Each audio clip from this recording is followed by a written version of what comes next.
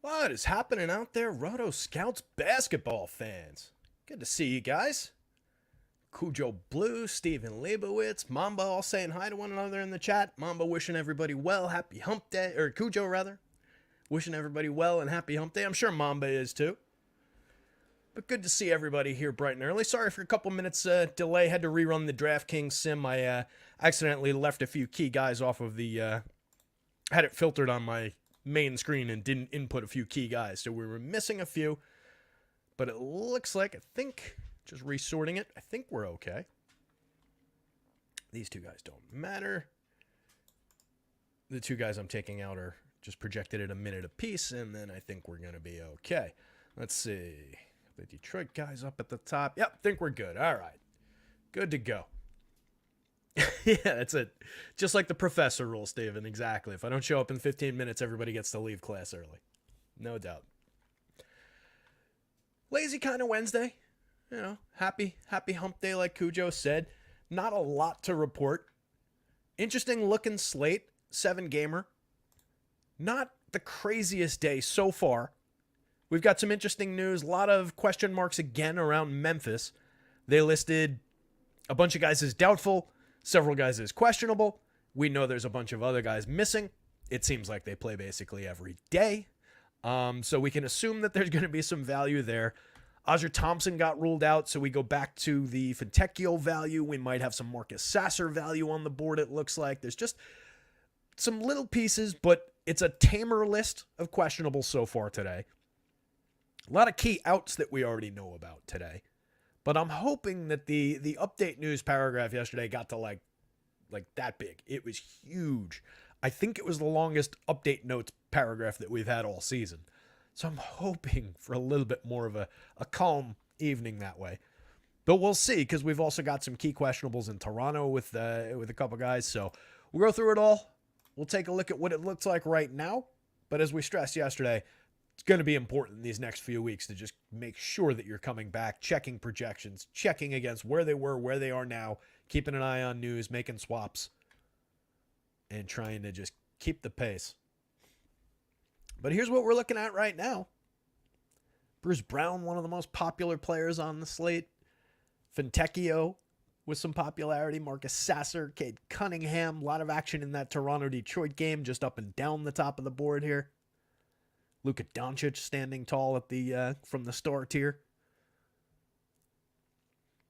That group just looks like it could fill out a team right there. Bruce Brown, Fontecchio, Sasser, Cunningham, Siakam, Gary Trent, Luka Doncic. That's half a lineup on its own. Looks pretty solid on both sides. But let's dig in. Take a look. First pull up Pinnacle. We'll take a look at the lines. Joker's wandering in to say hi. Good boy. Go lie down. So 7 games starting from the top. Brooklyn at Orlando. Orlando favored by 6.5 over Brooklyn. Low end game. 204 total. Ugly. Toronto at Detroit. Detroit favored by 3.5 at home. 232.5 point total in that one. Toronto just missing all kinds of pieces. Denver at Miami. Actually a good game. Denver favored by 3.5 on the road in Miami. 217.5. Pretty low end total for that game between two good teams. But a lot of good defense. Should still be able to take some good key players out of that one. Chicago at Indiana. Indy favored by 4.5 at home. 229.5 point total in that one. Not a bad game environment there. Charlotte at Memphis. Charlotte favored by 2.5 on the road. 202.5 in that one. So another really ugly one, but we've got a lot of just, obvious value type names created situationally out of that one. Cleveland at New Orleans. New Orleans favored by 6 at home. Another somewhat defensively oriented game. 217 point total there. Donovan Mitchell maybe back for this one. Another piece of news to keep an eye on. Dallas at Golden State at Dallas rather. Dallas favored by 7 at home over Golden State. 233 point total there. And then the two late games not on either site. Atlanta, Portland, and the Lakers and the Kings. So we don't worry about those ones. Current list. The update news that came through the day. We'll get to that. The probables, Cam Johnson's available. He's back. Torrey Craig's probable. Jimmy Butler is probable. Questionables, couple keys for Toronto. Gary Trent Jr., Emmanuel Quickley, both questionable. Aja Thompson, who is out. I can cross him off of the questionable list.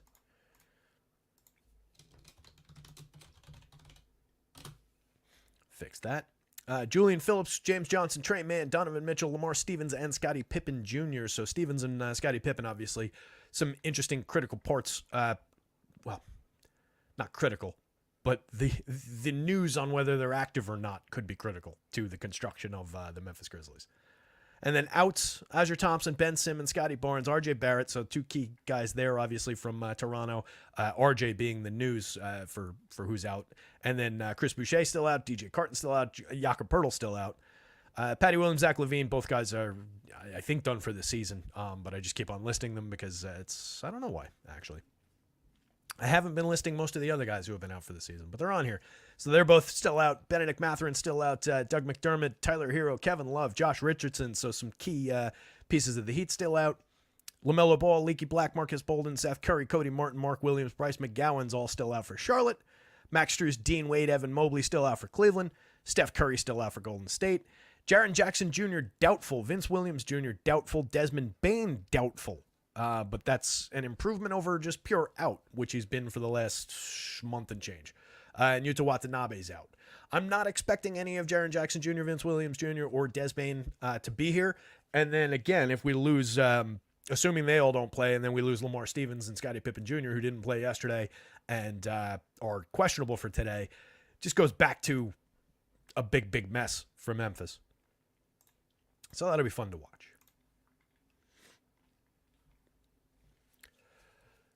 All right, you go lie down. So taking a look at the top of the board again, a lot of keys coming out of that Toronto-Detroit game.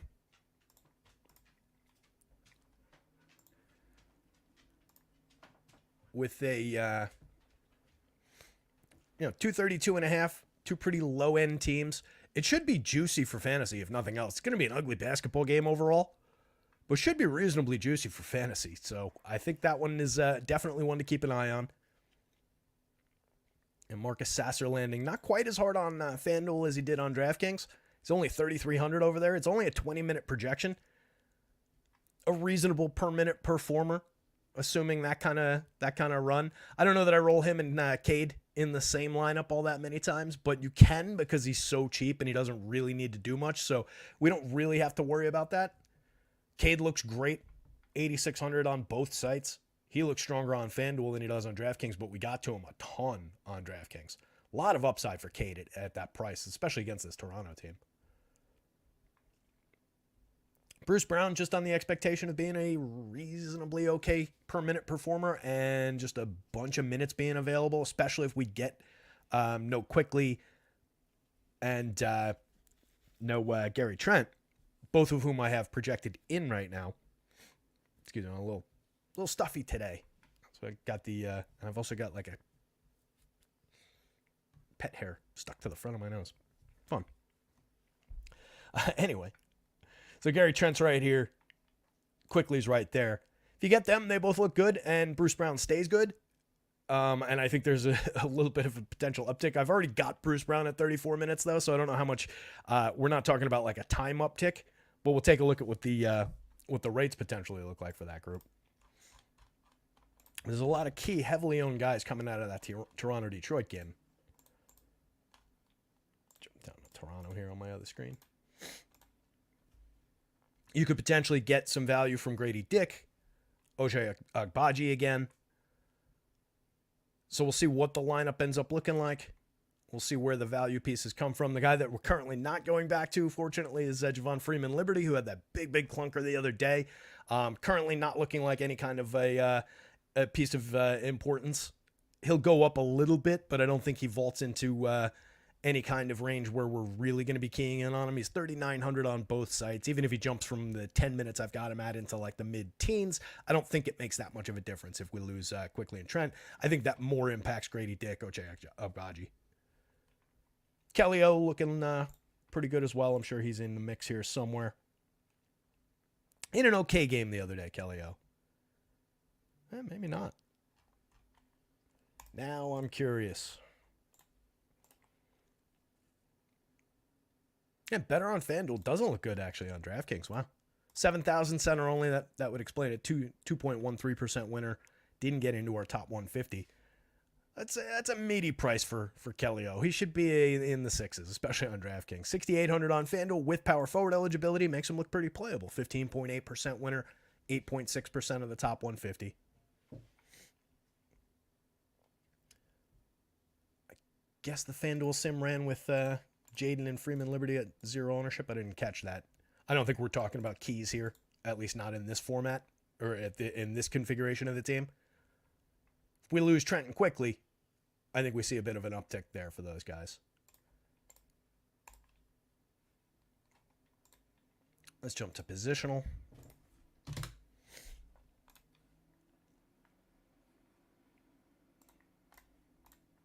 Quiet in the chat today. What's going on out there, guys? Talk to me. EB's here. What's up, EB? Good to see you. So guard-wise, Bruce Brown, Marcus Sasser, Cade Cunningham. Starting with Bruce, right now 61.5% winner, 80% of the top 150 on FanDuel, 55.6% winner, 84% of the top 150 on DraftKings. He's 5,100 on both sites. He's got point guard and small forward eligibility on DraftKings, which is great. Small forward only on FanDuel, but perfectly usable. He played 37.5 minutes last night and put up just 27.5 FanDuel points. For the season, though, 0.81 per minute, goes up a little bit situationally. I've got him in like the 0.9 range. I think he's like right on the 0.92 that we see there for Marcus Sasser. It's like right about where I projected him tonight. So we're not even calling it a point per minute right now. And he's looking pretty strong from the mid-range on both sides. So kind of unavoidable Bruce Brown right now, particularly if you get him, obviously, in the starting lineup, which is what we're looking for here, and which is what I fully expect. And then on top of that, we lose quickly and Gary Trent. It just puts more and more crunch on top of him. So like the Bruce Brown option, and I think it's one of those ones where it'll only get stronger. He might not succeed, obviously, but I think situationally he'll only get a little bit stronger, if anything, unless something happens where he's just not playing or they relegate him to the bench and a small role. But we're not expecting that. Sasser and Cade. Sasser coming through just 12%, 10% on FanDuel for 4,000 at the point guard spot. But again, just really price-driven on DraftKings. Played 19.6 their last game, put up just 14.4 FanDuel points. 0.94 per minute for the season, though. Reasonable expectation of around 20 points. A little bit of upside on the plus side, a little bit of downside on the negative side. But for 33, you can absolutely float that risk. Point guard and shooting guard eligible. Looks like a very good option on DK. 34% winner, 36% of our top 150. On FanDuel, he's just playable. It's a different, losing the flexibility and then not having him at near min price. 4,000 is a very low price, but you can see the difference. It's 3 times less valuable.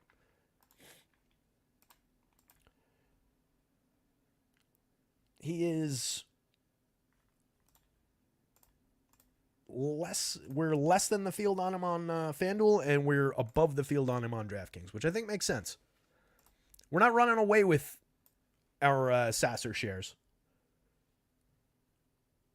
We're within like 10 points of the field here, but we are ahead of the field, as is our win rate, which I like.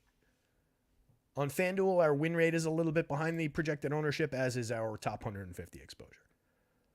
For Cade, we are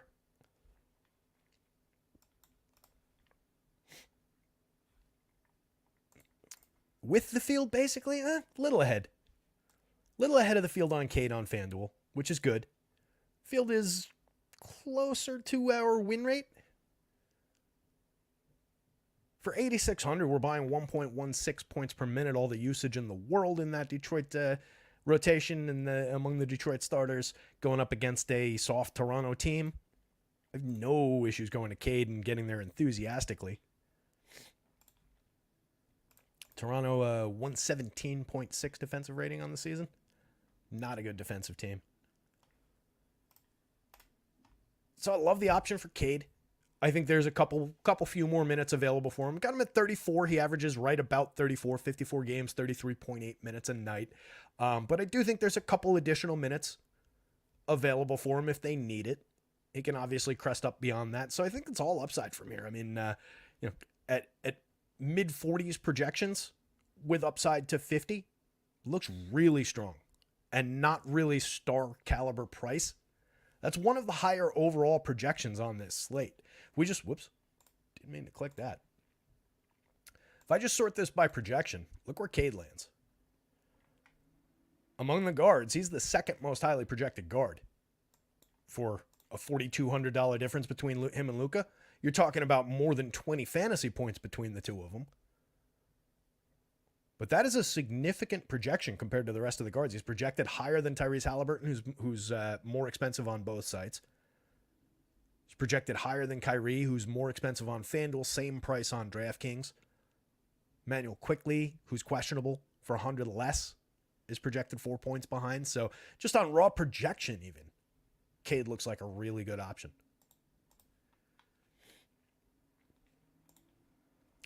Gary Trent, if he goes, reasonably priced, obviously pulling good numbers here. I just question whether or not he's out there. And then we get into the, he's not quite, by the way, how about Dylan Brooks. I'm not going to sit here and tell you that I would have won last night if Dylan Brooks wasn't in my lineup, but I would have had a better night if Dylan Brooks wasn't in my lineup. I still cashed. I still had a decent little lineup, good little run. But yeah, that, what did he put up? 13, I think, on FanDuel after we talked about him yesterday, and basically said that was exactly what he was going to do, but we got to play him because of the numbers and because of the math. And there's a little disagreement in chat and everything. And yeah, worked out basically exactly how I think on both sides of that discussion we all expected it to. It's just whether or not you follow the numbers and the math. And on last night's slate, it worked out that following the numbers and the math was not the correct decision. But that's why we don't get results-based about things. So I gotta keep a focus on what the numbers actually are, where the math leads us. More often than not, it's going to work out. But yeah, I could throw Gary Trent into a similar bucket at 0.74 points per minute on FanDuel, 0.76 on DraftKings over the course of the season. Obviously, there's a lot of missing parts with Scotty out, with RJ out, and so on and so forth for Toronto. The rate for Trent that I have for today is aggressively higher. It's basically close to in line with what he's done in this situation. And then a little bit of juice for going up against Detroit. But I definitely think it's reasonable to say that he's not going to crest up to a 30-point projection. But there's a ton of time. There's a ton of opportunity. He does get decent usage. He's at least league average usage. So it's not like he's one of these 12% usage rate or like 15% usage, 0.68 on Grady Dick down here, his teammate. So a few additional shots, a little bit of life, going up against a really bad team on their side, fairly healthy game total. I think it's justified.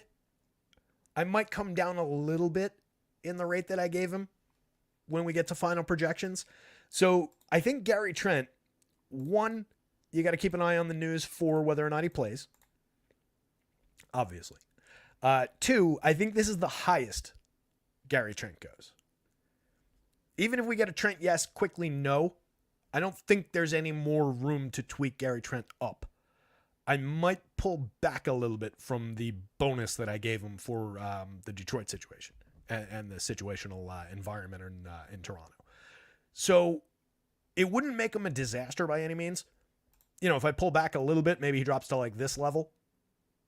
30s win rate, 40% ownership on FanDuel, high 20s, but decent. Like wouldn't be 57, but maybe high 20s and he's in the 20s already. Call it low 20s and high 20s ownership on DraftKings if I lower it a little.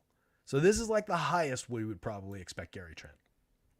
But he would remain very, very playable if he goes. Luka's Luka.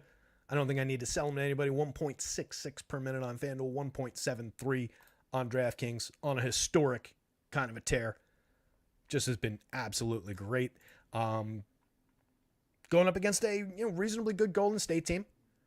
but a healthy enough game environment there. That one is end of the night, too. That one's a 233-point total, and Dallas is favored by 7. But if we're looking at teams, I don't expect them to completely light it up and blow out Golden State by any means. So this should be a regular game at worst for Luka with his usual dominant upside. Played 33-6 the other night, put up 63.4 FanDuel points, and that was kind of a letdown from where he's been lately. Obviously, the price is extremely high, 12.8 on both sites. That has a little slight, well, it's actually pretty close. We got to him a little bit more on FanDuel, but his win rate is actually a little bit higher on DraftKings. At 12.8 on FanDuel, he was 21.1% in winning lineups and landed in 36% of our top 150 lineups. On DraftKings, he was in 24% of the winning lineups and landed in 28.6% of our top 150 lineups. So Luka is a key for today's slate. We've got plenty of opportunity to pay for him. And he looks like, I believe, the most important star player on the slate. It's him and Jokic at the top of the board when we're talking about everybody available. We'll go back to that projection sort. So overall, including all the forwards and the centers, Cade is the third highest projected guy, by the way. We were looking at before, he was second because Jokic was sorted out of that group because we were looking at guards. But yeah, between the two at the top of the board, you can see the difference in exposure, the difference in win rate that we're getting with Luka over Jokic. Positionally, very different. Point guard and the center, obviously. On DraftKings, you can compare that a little bit in the util spot. But that is a big advantage toward Luka in terms of just comparing the two highest priced players. You do get some savings on Jokic. 12.3, you get $500 on FanDuel, you get $800 on DraftKings. Doesn't seem to make that much difference. Jokic is always playable. You can always get to him at higher rates than these. There's nothing but ceiling there. Obviously, at 95.4 the other day is in 38 minutes. That was the day we were looking at it, and I said, as we were going through things, I was saying, my lineup's definitely going to start on FanDuel with Jokic, Jackson Davis, and Kelly O.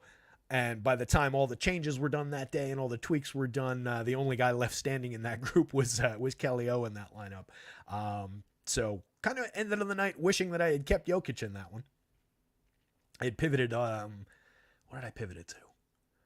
I think I used the money on Tatum in the power forward, dropped Kelly O from power forward into the center spot, replacing Jokic, and then went with a cheap power forward in combination with those guys and spent money elsewhere, and it just didn't quite work out.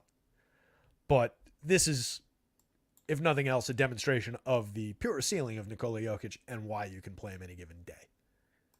But right now, Luka's looking like the better option.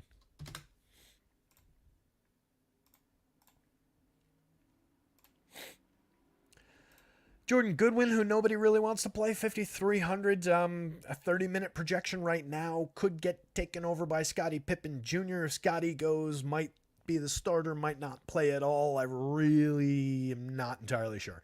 Played 32 minutes last night, put up 36.9 FanDuel points. Not a bad performance from Jordan Goodwin. He's been at 0.94 for the season. Reasonable usage, not just a facilitator. He takes some shots out there. I don't love the player, and I hate the situation right now with just the mess that's out there in Memphis. So I want a little bit of clarity. If this is the situation, if you see him later on projected around 27 points on both sites, then just bear in mind this will be the situation. If you see his projection drop, you don't want him this much. All right, so even if he comes in, take 3 points off of it, take 5 points off of it. If it's 5, it's obviously, a big dip. But even a few points, I think he loses a lot of edge. I think he'd get replaced by a lot of other guys in similar kind of price range. So it's one to watch in the projection updates as we go. Right now, he looks good. 27.3% winner on FanDuel, 38% of the top 150, 18.9% winner on DraftKings, and 17% of our top 150.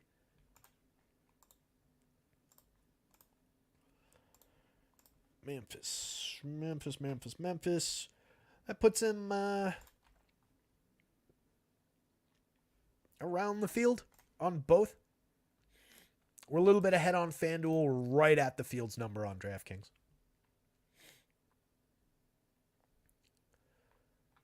Quickly looks good if he goes. I've got him projected a little bit lower than I've seen him. As I've talked about a lot with Quickly, he's 0.99 for the season. He's been ahead of that lately. I gave him some juice today. I got him at 1.18. Situational, game environment. He's got a ton working in his favor. So I gave him almost 0.2 of a FanDuel point, or 0.2 of a point per minute, just using the FanDuel scale for that number. On top of what he's been. I don't know that I can justify really, even with a good spot, when he's questionable, when he hasn't really produced at the crazy, crazy high level that I see for some other places. The number that, like RG's projection, not to cast aspersions, but they've got him at 1.32 for today. I feel high. So I got him at what I think is a reasonable 40-plus projection. We know that Quickly can get himself into the 50s, but he's also not cheap. He's 8,300 on FanDuel, point guard, shooting guard, 8,500 on DraftKings, point guard only. I think where we've got him is pretty reasonable. Where we got him, put him in 44% of winners on FanDuel, 42% of the top 150. If I gave him another 6 FanDuel points, he'd be in everything. I don't know that that's right. On DraftKings, 17.8% winner, just 8% of the top 150. Probably a little popular over there. Yeah, that's way below the field. The field's Quickly ownership is is a little bit less than double our win rate. It's roughly 4 times that top 150 number. Given that the win rate that we're using is twice what our top 150 exposure was, you do have more room there. If you wanted to go out to 15% Quickly, I think that's fine. But based on where the field's at, I don't know that we want to go 25, 30, 35% on Emmanuel Quickly here. I do think the spot looks good, but I can't, in my head, justify getting him out to that crazy high of a projection. Dennis Forgy's here. What's up, Den? D? What's going on, D? You're the GOAT, pal. Not me. I just talk. What's going on, Jake? Jake Swale, smash the like for me. I appreciate that, buddy. Hit the like, hit the subscribe if you haven't. Roscoe Santamore is here. Roscoe's working out. Listen to his big thumbs up. I love you too, pal. Hope the workout's going well. I would not want to work out to the melodious sounds of my own voice. I do that though, and not working out, but podcasts are always what I'm listening to when I'm taking the dog for a walk and everything. And I can't imagine my voice being the voice in my ear as I was doing anything. But I appreciate it. Keeping us rolling here a little bit. A couple more guys coming out of Detroit. Jaden Ivey. I like the upside for Ivey a little bit more than I like the upside for Quentin Grimes. Ivey at 6,600, both guard spots on FanDuel, pulling 15.9% win rate, just 8% of the top 150. On DraftKings at 61, he looks a little bit better, 17.6% winner, 10% of the top 150. But I'm guessing we're below the field on both of those numbers.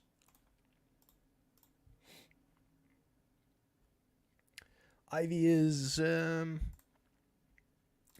about half the field, it looks like. Oh, no, excuse me. We're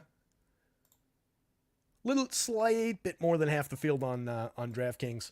And then on FanDuel, same thing. Little bit more than half the field. I think I'm all right with that. It's 0.94 per minute for the season. 33 minutes the other night, put up 26.6. Quentin Grimes, a lot lower end. 21 minutes, the price is very, very good. At 3,900, he's very affordable, but I question the upside. He doesn't have to do a lot to hit value for the price, but to give you any ceiling on that, I question his true upside. 15.4% usage for the season, 0.66 per minute. A lot of that came with the Knicks, obviously. for tonight, we've got him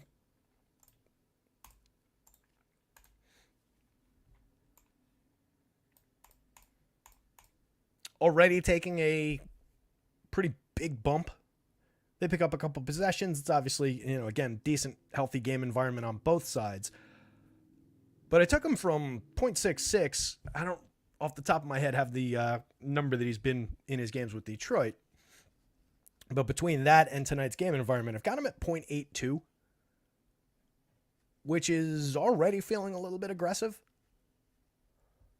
And I think this is, you're looking at median projection to about a point per minute tops.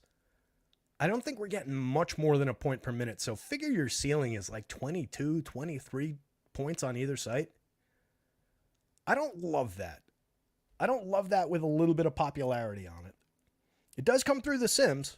It's perfectly fine in terms of the Sims. It's perfectly fine in terms of, where we got him versus the field. We're at 20% and 16.8% of the top, 16.8% win rate, 20% of our top 150 FanDuel, 17.4% win rate, and 14.6% of the top 150 on DraftKings. I can undercut that by a little bit. I do think he's an okay plug-in price-based value, more so on DraftKings, where he's got a little flexibility. He's only 3,700. That's a little bit more functionally valuable to me, even though we got to him a little bit more on FanDuel, where he's locked in at shooting guard and 3,900. I think the value is correct. I don't know that there's much ceiling there, I guess is the crux of my argument here. I'd assume going up against Indy in what should be a decent pacey game. 28.29% win rate, 24% of the top 150.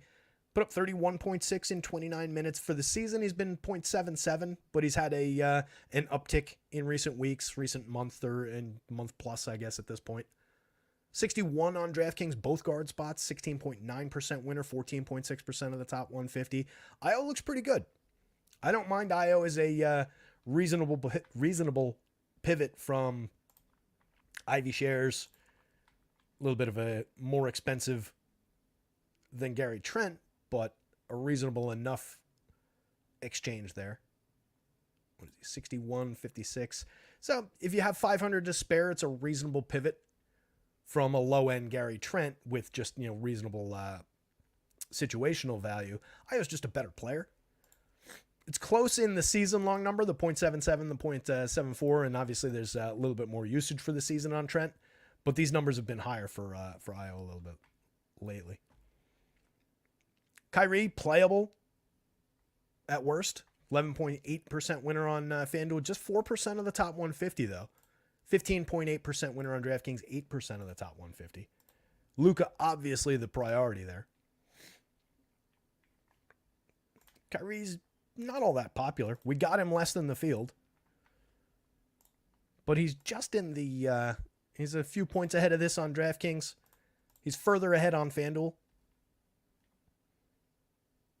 So we came in lower versus the field on Kyrie on FanDuel. We're a little bit nearer to the field on DraftKings. The price difference, 9,200 FanDuel, 8,600 DraftKings. Probably what's impacting that. Klay Thompson, the opposite situation. Just 4% of them in the top 150 on DraftKings at a 15% win rate. $6,400 shooting guard, small forward. On FanDuel, he's 61. And we got to him 21% of the time, 22% of the top 150. Played 30 the other night, put up 28 FanDuel points.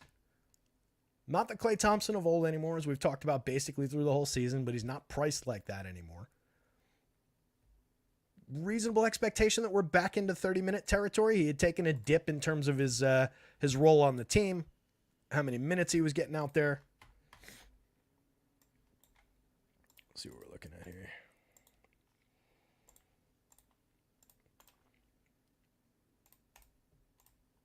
30, 25, 28, the last three.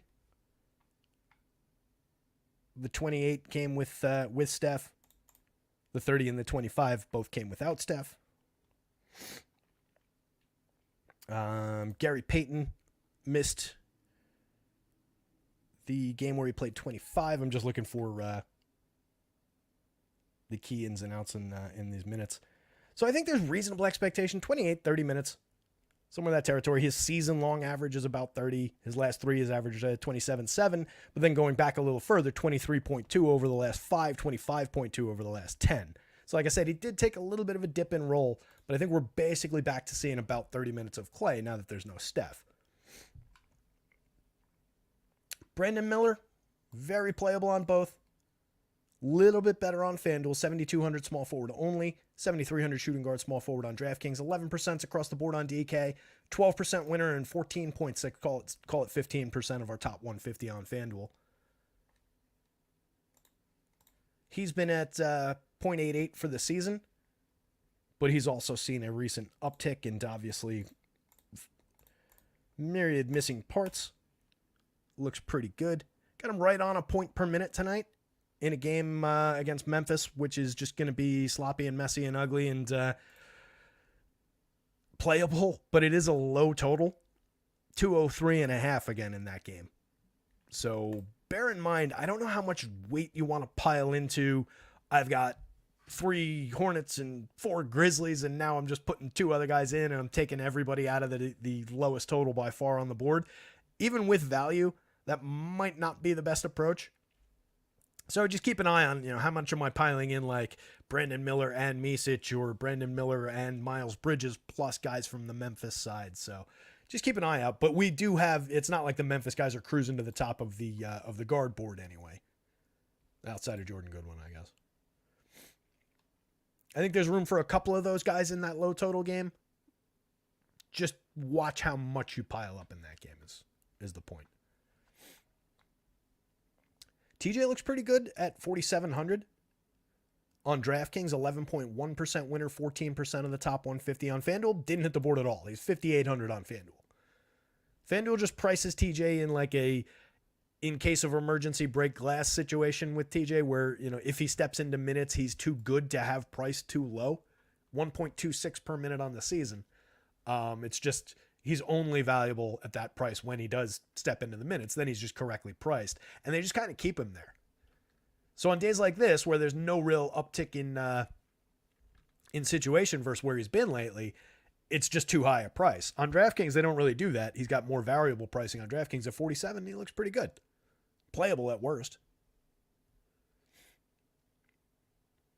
Chris Paul, not really floating up to the level that we saw him at the other day. But again, the per minute number is significantly higher for the season in the situation that they're in for tonight. So I do think there's more track toward that kind of a result for Chris Paul again today. 33 minutes in the last game, 43.8 FanDuel points.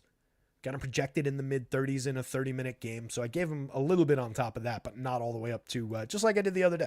Not all the way up to what his recent run has been, but a little bit more on top of the season-long number.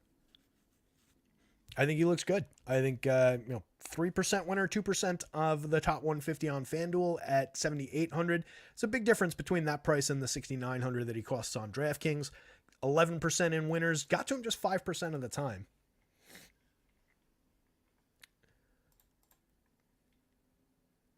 And the ownership is down.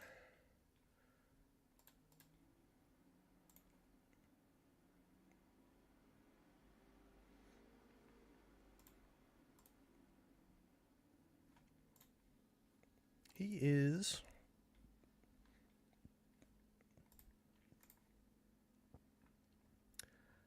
so we're a little bit below the field on FanDuel at a very small number. The field is like twice what we are. But when we're talking about between 2 and 5%, that's a small number. On DraftKings, we're a little further behind the field. The field again, about twice what our ownership is. But that's a bigger gap when we're talking about 5 to 10 plus. I don't mind taking Chris Paul out to the field's ownership on either side. On FanDuel, maybe even a little ahead of the field, even with how the Sims look. I just think there's a little bit more ceiling there than we might be showing in the projections. I don't think it's correct to project him higher, but I think if anything, maybe a bigger standard deviation than what my formula for standard deviation is pulling for him would be appropriate. Give him a bit more range in sims, and it would make him look a little bit better. I think the range is broad on Chris Paul today. I think the projection is right about where it should be, but the plus minus range is bigger than what's reflected here. So I do think you can get to him. I do think he makes for a reasonably good tournament play. He's appropriately priced for who he is in this situation. So I don't mind that all that much. I think he's a little bit better than what he looks like in sims. And he's in that last game of the night, so it's a decent piece to pull in that last game of the night. And then depending on how lineups are going, depending on what you need to do flexibility-wise, you do have a little bit of swappability around that. He's 6,900 on DraftKings. Obviously, it's a different position, but like you could pivot that. If you've got him in the guard spot, you could pivot downward to Clay at 64. Obviously, in the util spot, you've got more options. You could pivot to Draymond at 68. Podziemski is 63. Where you can't go is Chris Paul to Kyrie. You could maybe do Chris Paul to Kuminga in a util spot, depending on what things are looking like. But the downward pivot to like Klay Thompson save you $500 that you could then spend at your second swappable position from that game. Could have a little bit of value. So I think, like we talked about yesterday, hanging on to a little bit of flexibility in those later games. And today it's a game. It's 2 games at 7, 2 games at 7:30, 2 games at 8, and then the 8:30 game. So it's not as rangy. But I do think there's a little bit of good cause to hold a little flexibility for the 8 o'clock games. Ingram, 13% winner, but just 6% of the top 150 on FanDuel, 10% winner on DraftKings, and we got to him more in the top 150, nearly 20%. So there's another one we'll have to check against the public ownership. On DraftKings, we are well ahead of the field. On FanDuel, we are... What did I say it was? Yeah, call it about the field. The field is like marginally ahead of us on FanDuel. We're well ahead of the field on DraftKings. The field is below our win rate, which is good. The field is also below our win rate for him on FanDuel. But against the public popularity, which is not even in the double digits, we did come up a little below. You rerun the sim, he probably lands exactly on the public popularity. And given that the win rate is higher, if you've got the money to spend, I have no issues getting a little bit more Brandon Ingram than the public, and a little bit more than what this number looks like. I don't know that I want 15% across 150, but it's not a bad option on this slate. Reasonably high, just raw projection, comparable to some of the top-end players. Just not one to get completely carried away with. 1.14 for the season. I think we'll probably see Zion a little higher than him. Jamal Murray looking all right on FanDuel and downright playable on DraftKings. 10% across the board on DraftKings for 8,400 point guard only. It's just we've got the 8,600 point guard only in Cade getting a few more points. That's 4 points is an appreciable difference in median projections, but definitely don't leave Jamal Murray out of the discussion. Put up a 55 in 39 minutes the other night. Solid game that didn't have a good first half in that one, if I'm remembering it correctly, and kind of came on late, but ended up with a very solid score. Grady Dick potentially could increase in value a little bit from here, depending on the role, depending on what happens with the questionable players. Pick up another 4 or 5 minutes maybe. 8.2% winner, 4.6% of the top 150 on FanDuel. Similar results on DraftKings, 10.2 and 6% of the top 150.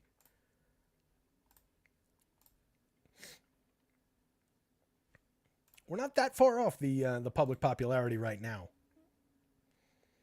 At least not on FanDuel. Yeah, we're right about with the public on Grady Dick right now, which I think is fine. I don't want to get until the situation changes. I don't want to get over the top on Grady Dick. I'm kind of feeling like Quickly and Trent aren't going to go. Maybe that's just a little bit of negativity about like having to deal with this situation later on and stay on top of projections all night and everything. Just feels like that. but we'll see. Jake Swales, Miller's slate breaking upside. Yeah, I don't dislike that call at all. I like Miller. And obviously just, again, healthy game environment on their side of it anyway, going up against the scraps, the odds and ends that are going to be coming out of the other side. And he's been really, really good lately. What's his let me get back to Wowie. Do I have it open? I don't. Yeah, meanwhile, there's like shredded pieces of napkin all over my desk. I didn't realize I was doing that.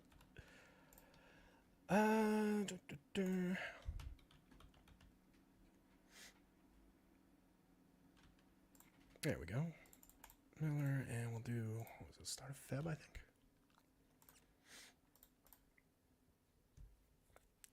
Since the start of February, across all situations, I'm not going to bother putting in everybody who's out tonight. 621 minutes across all situations, 1,290 possessions. Miller's been at 1.02 FanDuel points per minute since the start of February. So more than a month of sustained quality, regardless of the situation around him. Obviously an uptick, like I was saying before, from the 0.88. I do think there's very, very good upside at 7,200, 7,300 across both sides. Neesmith is playable on both. Didn't really get a ton of them against the win rate or the public on DraftKings. On FanDuel, mid-teens exposure, mid-teens win rate. Looks a little bit better for the 55 on FanDuel, both forward spots, than he does shooting guard small forward for 53 on DraftKings. Halliburton, just another big upside player, big ceiling player from the star tier. 9,100, reasonable price. Mid-teens win rate, mid-teens or high teens exposure in our top 150, 15.6 versus 17.3.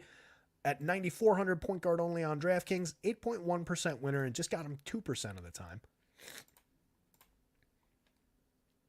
That's below the field. Field is in the single digits. If you wanted to take him out to about that win rate, that puts you right around the field. I have no issue with that. There's plenty of ceiling on Tyrese Halliburton on any given slate. 48.8 in about 36 minutes the other night. Pretty good production. 1.40, 1.44 for the season per minute. Excellent upside player. The per minute numbers for Halliburton have been down over the last month and change. There is a little bit of ongoing, monitoring of that. I've got him at 1.31 tonight. So they're going up against Chicago. There is literally even possession-wise in my model there. 229.5 point total, at least as of when I updated this spreadsheet last. I'm not looking at Pinnacle right now. But a mid-range total. You could justify putting him at his season-long rate. It's a minor difference. It's about 1/10 of a point. But I do have him below to account for the little bit of a downtick. But this was a reasonable game. 48.8 is not quite where you want him at the in the 9,000s price-wise. But it's not tragic. You can win with that in your lineup from a $9,000 player. You just need a little bit extra juice from your cheap guys or your other star or whatever. If you had that with like Jokic's 95, you're doing all right for your 21,000. Caruso, Kobe White out of that same game, obviously picking up a little bit of pace, going up against Indy. They look all right. Caruso on FanDuel looks pretty good. 5,700 both guard spots. Reasonable upside for minutes. Played 21 the other night, put up just 16.5. That was a clunker. Low usage guy. Good defender, can get his hands on the ball, create fantasy points that way. I don't mind the Caruso play. It looks fairly good on the FanDuel slate. On DraftKings, he's just an also-ran. He's playable, but not really a priority. Same thing for Kobe White. Playable, but not really a priority on DraftKings. And then on FanDuel, just worse than that. Still playable, but even lower priority in the mid-threes. Some good players down in this group. Mikal Bridges not really showing anything on FanDuel. DraftKings, he's playable with his win rate at 4.4%, but low end in terms of the top 150 exposure. He's been at 0.97 FanDuel points, 1.0 on the nose on DraftKings. And there's been a dip for him in recent weeks as well. That's accounted for in the projections. What do I have today?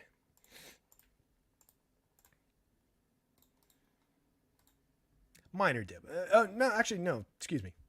That's a dip of about 1/10 of a point. Got him at 0.87 tonight on the FanDuel scale versus the 0.97 that he's been at for the season. But it's been in the 0.8-ish territory over the last month plus. And also going up against a fairly stout Orlando team. Losing an inconsequential third of a possession in my model. Not really anything to talk about there. But Orlando, where are they? 111.3 defensive rating. One of the better marks in the league. Their offensive rating is crap, 112.6, but their defensive rating is pretty good.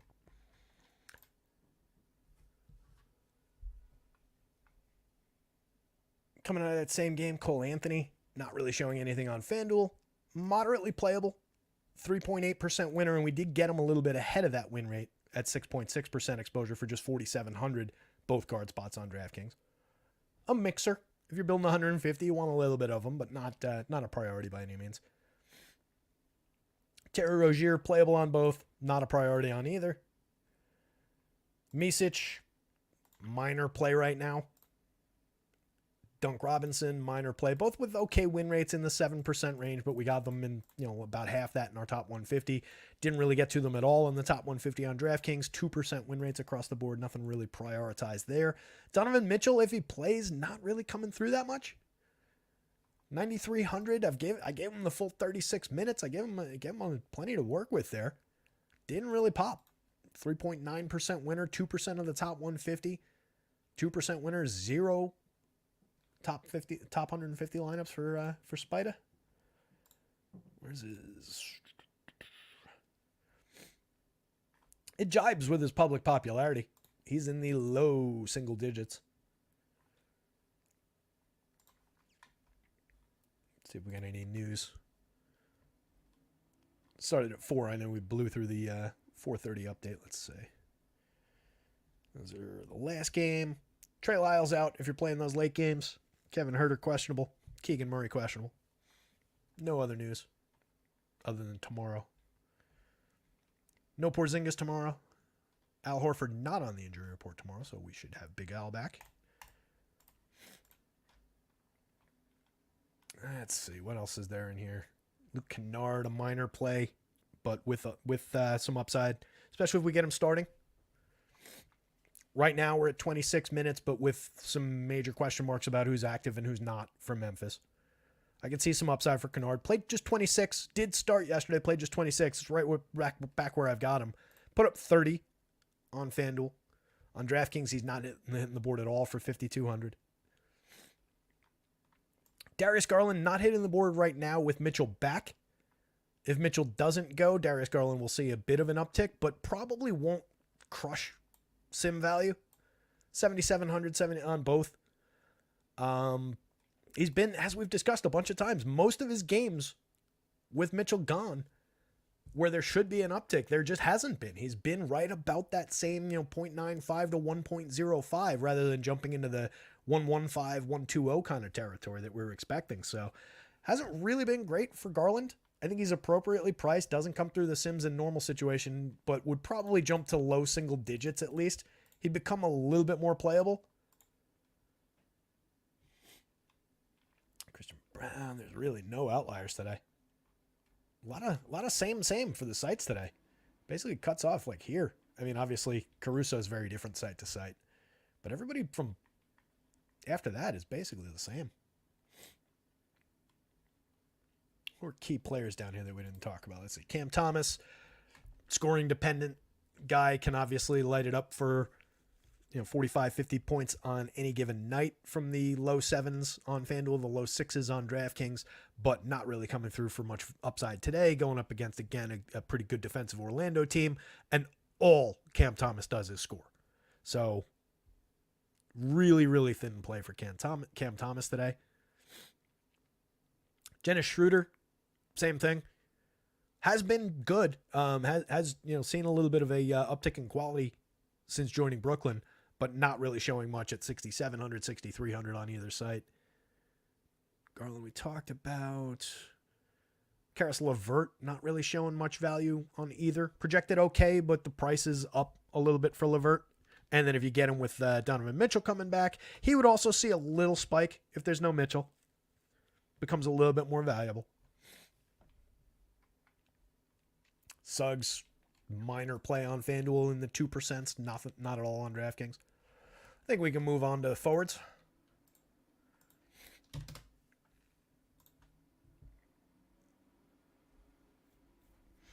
Travis Wyndham's here. What's going on, Trav? Good to see everybody. Hit the like, hit the subscribe if you haven't already done so. Appreciate all of those. Not that I go back and check or count them. I think we're usually in the 20s range, which is nice. You know, about 2/3 of the people who join us hit the like. That's always appreciated. Shows are totally variable, and we're coming into a baseball season where who the hell knows where these shows are going to land. So hit the subscribe if you're not already subscribed so that you get those pop-ups, those notifications when we're going live. Pop into the Discord. Let me drop a new Discord link into the chat.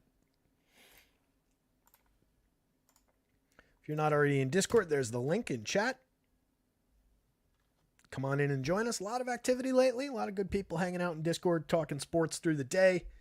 Talking baseball in one chat. We've got a esports channel that has been crazy active lately. If you're into esports, or esports DFS anyway, jump into the Discord and check out our esports channel. Those guys, I assume they know their shit. I don't know anything about esports, so I'm just letting those guys fly in there.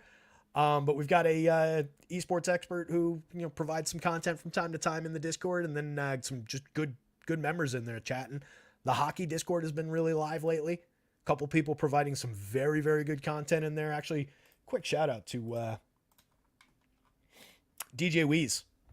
DJ Weeze, if you're not in our, I don't even know DJ's here right now, but if you're not in our Discord, or if you play hockey DFS and you haven't checked out the hockey channel, DJ Weeze has been providing a Google Doc spreadsheet with top stacks info, with his projections. I assume it's his. I hope he's not giving away another site's info in my Discord, or in our Discord rather. But yeah, really, really appreciate it. Really good stuff. Seth1374 has also been in there providing his thoughts on top stacks, on what he's getting to. A couple good players and, insightful guys in the hockey streets. So hockey chat's been live without all that much from me. Esports has been really live. I created an MMA channel. I don't think anybody said anything in there quite yet, which is fine. Also don't do MMA. But yeah, everything in Discord is alive and well, and there's some hidden gems on the rotoscouts team right now. But I appreciate you guys if you are within the sound of my voice, especially Seth and DJ Weeze. Really appreciate you guys. And then the guys who have been providing content, Chicken Dinners live in the esports chat. DJ Weeze is also in there a lot. Jeff MC in the esports chat. Pick'em Genius. A lot of people talking esports in there. So we're not just, right now, not just the things that I'm covering, which is good. Anyway, let's keep on rolling.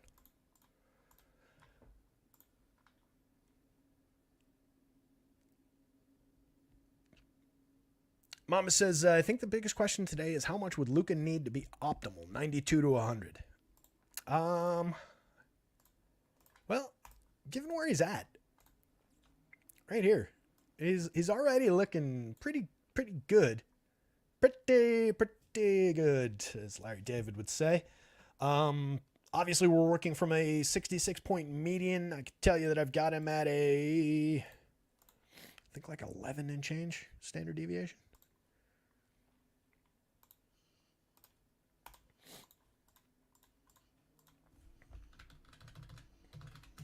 Yeah, about an 11 and change standard deviation. So you figure, 77, 88 is 2 standard deviations. I think that would be about where you would want them. Mid to high 80s to really crush value. But the thing about it is, other than Jokic, there's nobody in that price tier. There's nobody in that ceiling tier. And positionally, Jokic is not hitting values at all. You can see him right there. Right there. As compared to Luka on both sides. So I think Luka, even if he goes for high 70s, given how the slate is structured, I think we're going to be, I mean, that's not where you want him, but like one standard deviation on top is certainly not going to crush you at those prices. If he just hits his median, it's probably not great. You know, the other night, like, for example, if he goes out and puts up a 63.4 and plays 33.6 minutes and does exactly what he did the other night, it's not going to kill you because there are a lot of affordable guys, but it just puts a lot more weight on, you know, your Marcus Sasser type guys who don't have that much trajectory towards ceiling. So it just changes the equation on you. And you want that weight, you want that upward trajectory on your stars, on your Lucas, and then, you know, downstream on your $88,000 guys, not all falling to $5,000 and $4,000 guys. So yeah, I'm with you, Mamba. You know, he does need to have a 1.5 to 2 standard deviation game, somewhere around there. But let's call it 85. If I can get Luke at 85 today, I am extremely happy. And I think just where we're at right now, he does look like our top star.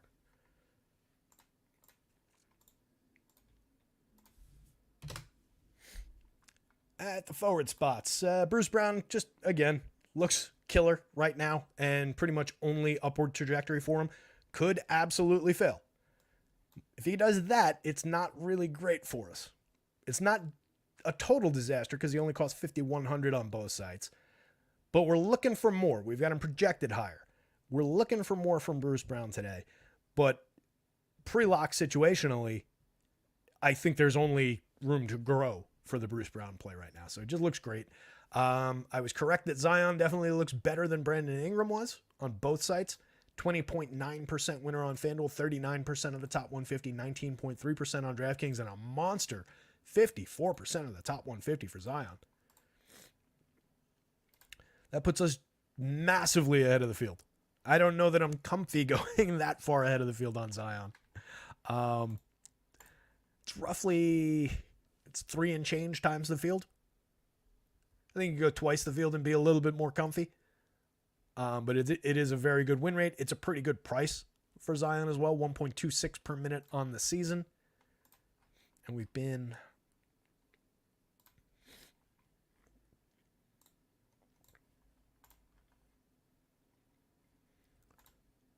Since the start of February, he's been at 1.36 per minute, 474 minutes, 978 possessions. Closing in on a month and a half in the 1.3s. So he's been looking pretty good. I know I talk a lot about not loving Zion, but now he's rounded into form a little bit. I think it's reasonable.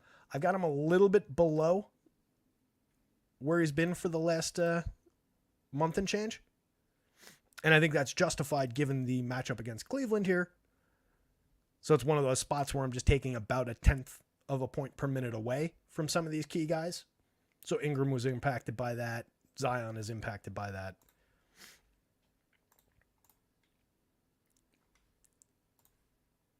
The game environment there, again, just a 216-point total. Cleveland has a 111 defensive rating. New Orleans has... How are they? A 111.7. So two of the better defensive teams in the league. Playing a game with a low total. I love the upside, but I question the exposure that we're getting. But again, I mean, like I said, I ran it closer to the season-long number than the uptick number. You could rerun it with taking a 1/10 of a point away from the season-long number. Say that the uptick's just an outlier over the course of the last month. Somebody told him he could have 100 cheeseburgers if he played really well over the next month and a half, and he did it. But then he comes back down. So you put him at the season-long number and then take 1/10 of a point per minute off of that for the matchup. Probably drops him down into like more where we see Paulo Banchero here on FanDuel, and that would be on both sites. The reason I try and talk it through like this is just because I don't love the 54%. I'm all right with about 40. Once we start talking about more than half of all lineups, it gets a little bit crunchy. And just going up against Cleveland there, I don't totally love that. Cleveland also still no Mobley, so that has an impact. No Dean Wade, no Mobley, no Max Strus. Potentially Donovan Mitchell, yes, no. So it's not quite on their season-long number necessarily, but yeah, I like Zion better than Brandon Ingram. I would have him in probably 35-ish% on FanDuel, a little bit below where he came in our top 150 there, and then probably like 40-ish and change, because that leaves us still, again, well ahead of the field if you cut this down to like 40% against our 19.3% win rate. Leave yourself a little bit of room for flexibility, but he does, again, sim out very well. Looks very, very good today. Paolo looks playable, 16.9% winner, 15% of the top 150 on FanDuel. On DraftKings, not so much. He's 8,900 on DraftKings with no positional flex versus 8,700 at both forward spots on FanDuel. So a much better FanDuel play. On DraftKings, Paolo came out at just 5.25% winner and 0.67% of the top 150. Don't know what I'm sorted by here that he's there.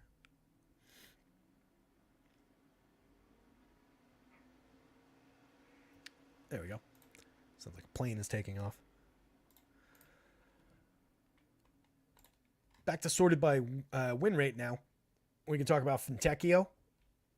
Came out the other day after we talked about him during the show. Played 37 minutes, put up a 38, right around a point per minute. Looked great. I think he comes back with a pretty reasonable trajectory toward upside. 6,100 at both forward spots on FanDuel, 26.6% winner, 28.6% of the top 150. On DraftKings, a monster 54.5% of the winners and 78% of the top 150. Bruce Brown and Fontecchio are going to be in a ton of these DraftKings lineups when we look at this sim. He's only 51 on DraftKings. That's why we get the big jump in exposure. But I like that spot. You can obviously come down in your exposure if you want to call them both around half your lineups.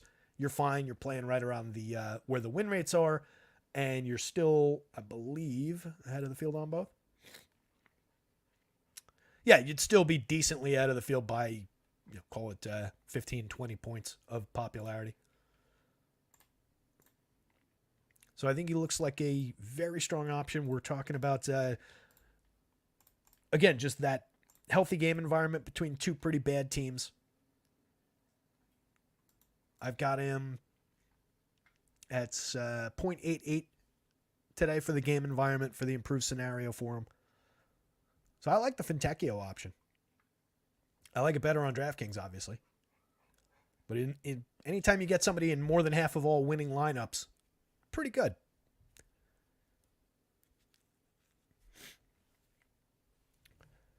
Pascal Siakam, pretty playable. 16.3% winner, 18.6% of the top 150. Looks better on DraftKings for 72 than he does for 78. He's got positional flex on DraftKings.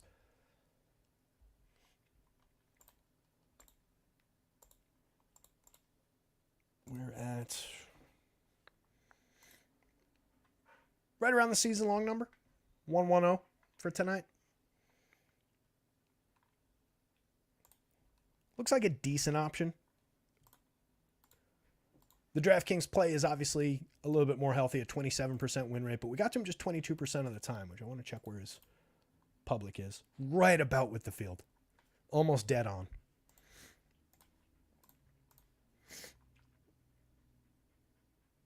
Wiggins, another guy who's seen a little bit of additional run lately, played 30 and changed 30.1 minutes the other night.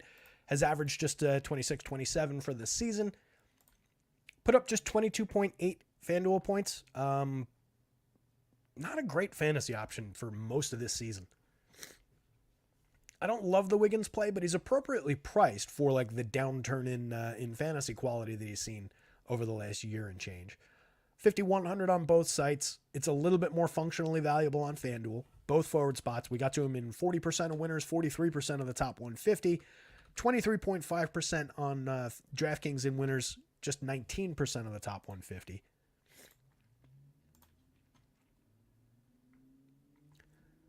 It's around the field on DK. It's ahead of the field on FanDuel. non-surprisingly. Not my favorite option by any means. 0.83 per minute for the season, nearly 20% usage still. The opportunity's still there. It's just the quality hasn't been all that great this year. What are we talking averages-wise? Shooting 35% from 3 doesn't help. 3.2 threes a game, making 1.1 of them. Just a 9% assist rate, a 7.5% rebounding rate, 54% true shooting. There's not a lot of high-end numbers out of Wiggins this year. But again, the price is right. 5,100, he's just priced for an is who he is type situation. And that is effective on today's FanDuel slate.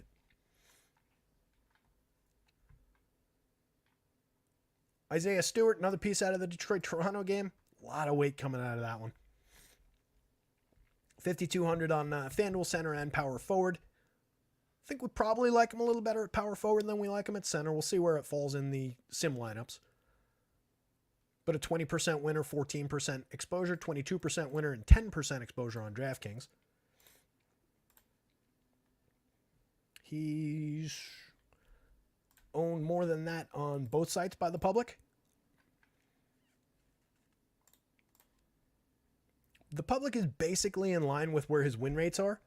So you have a little bit of room between our top 150 exposure and getting out to like the public number.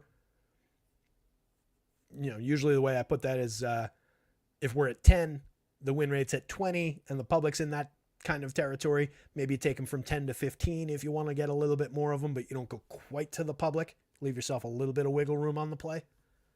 But I think he does look pretty decent. DeRozan is who he is kind of game.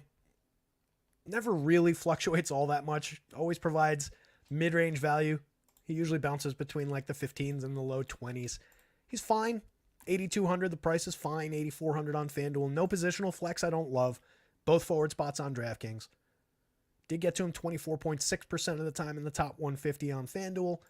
Just 15% of the time on DraftKings. Healthy game environment. We're a little tiny bit ahead of the field on both. I think rostering DeRozan right around where the field is perfectly fine. Would he be a priority for me if I'm building 3 lineups at 8,400? He might work his way into one of them, but he certainly wouldn't be a priority. The better way to say that would have been if I'm building 4 lineups, he should be in one of them because he's at 24%. But yeah, he might get into like one of 3, but definitely not a priority. And probably not a mistake if you left them to the side if you're only building 3 lineups. I don't really see an issue with that. Maybe he works his way into 5 out of 20 just to keep it consistent. Quentin Grimes we talked about. Don't love, but definitely looks playable given the low price. Clay we've talked about. Looks decent. Zion we've definitely talked about. Jalen Smith not showing anything on FanDuel. He's only 4,000 on DraftKings, power forward and center eligible. A very strong per minute guy. Played just 18, put up 23-3 the other night, 1.17 per minute on the DK scale. Got him just right back at that 18-minute mark. It's right about what he's averaged for the season, 17.8. I don't see much beyond, maybe he takes this out to 1.25, even 1.3, 1.4 even. You're still just talking about an 18-ish minute cap. So the ceiling becomes a little bit wonky, but he's only 4,000. It's a bit of a dart throw type of a play. I don't completely hate it, but it's mostly just price driven. It's the price around the per minute upside. There's not a lot of minutes on the table for him. At 3,500, Jonathan Isaac is almost exactly the same thing. He's a 1.08 per minute guy, projected at 16 minutes. He put up 22.4 in 19 minutes the other night. If you ever get Isaac into like the mid-20s at this price, he'd be a crazy, crazy good value. It's just not really where we're getting him. But I think he's playable as a $3,500 value piece. He's at worst a mix and match, rotate him in and out of lineups for value kind of a guy. And we don't have a ton even with a fair amount of value on the board today. We don't have a ton of guys in the 3s. So those guys in the 3s are holding a little bit of value even at low minutes projections. Sometimes those prices just are functional levers to get higher end players in other spots. So it just evens out or puts you slightly ahead, obviously. Let's see. Miller, we've talked about. Love Miller today. Like that spot quite a bit. Ingram, fine. Grady Dick, fine. And a little bit of potential upward trajectory depending on what happens with Trenton quickly. Aaron Nesmith, picking up a little of additional run. Played 35-9 the other night. His average is just 27 minutes for the season. We talked about where minutes were going with Ben Mathurin missing the rest of the season.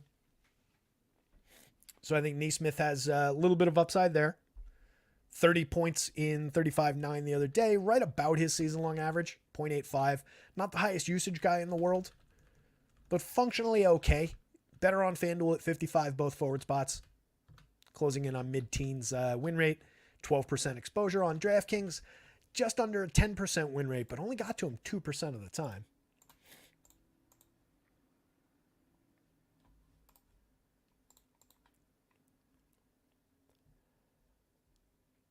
So that's well below the field, but the field is still in single digits. It's one of those. Nesmith's all right here.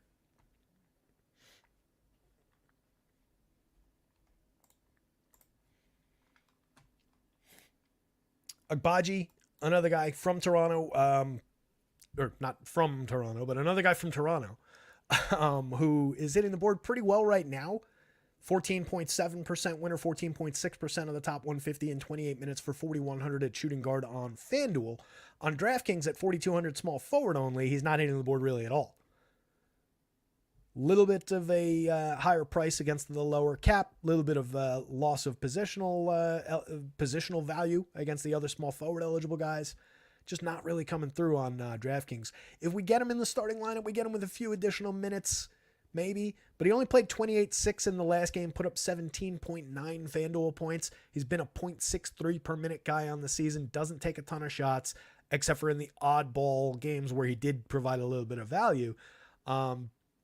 So I don't know if we really run away with additional value on top of Agbaji, even if the situation changes around him.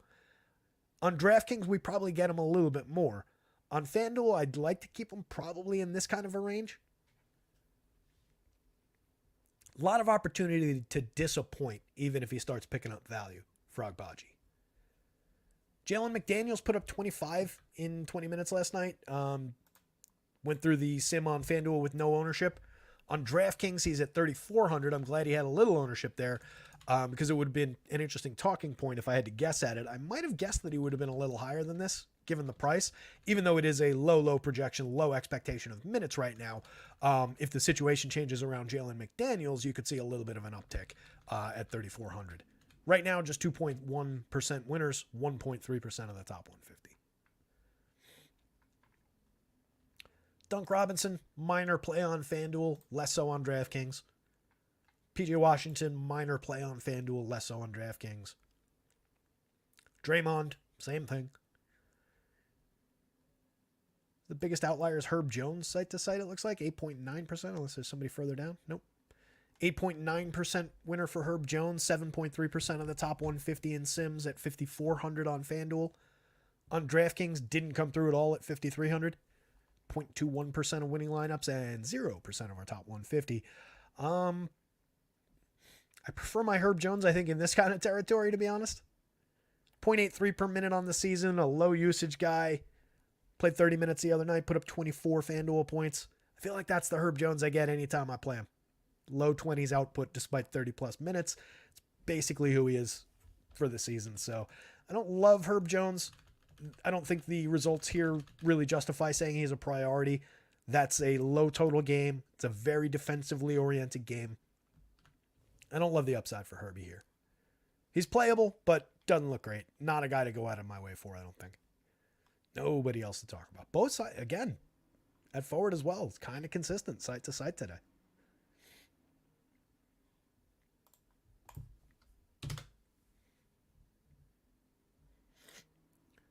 Man, hour 20? That flew by. I was sitting here thinking that I was going fast today. We've been on for an hour and 20. It's 5:20 already. Started earlier than usual, I guess. Let's see. Who wants to go to Vooch? Vooch put up just 23 FanDuel points in 26 minutes the other day. As Dennis was saying, Vooch was not the play. Coming right back, though, with healthy expectations against Indy. It's been a 1.12 per minute player on FanDuel, 1.14 for the season. Jump to Chicago here. Chicago. Got him a little bit healthier than the season-long number. Just 1.2, minor uptick for tonight. They pick up about 4 possessions against Indy. Indy, one of the worst defensive teams in the league, 118.4 rating.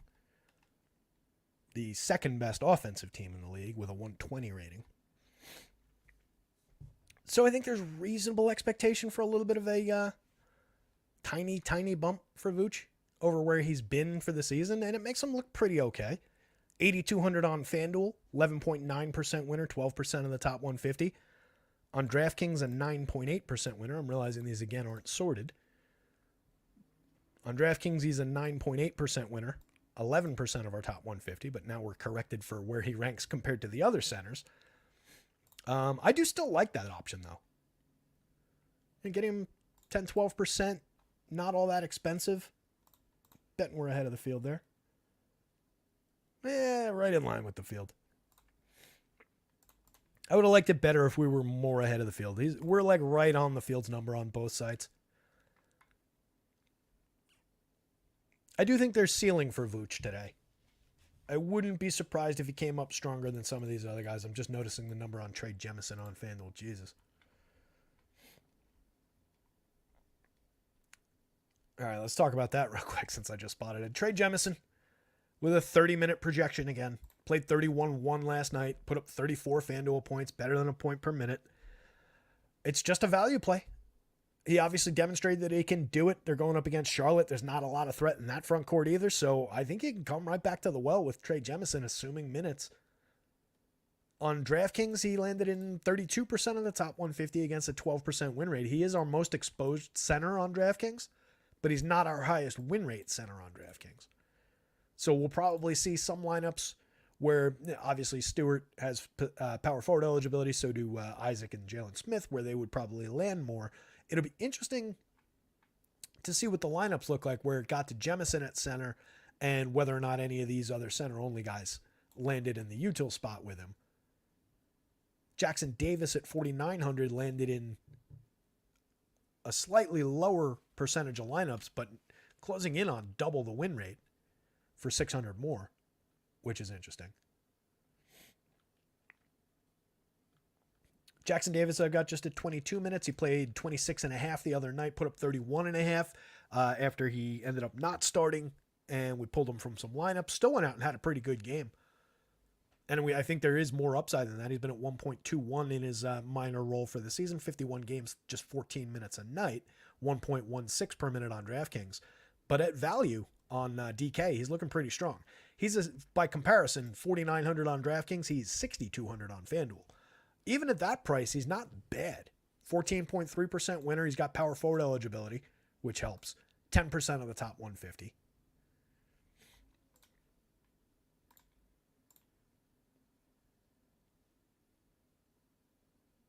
Puts us a little ahead of the field.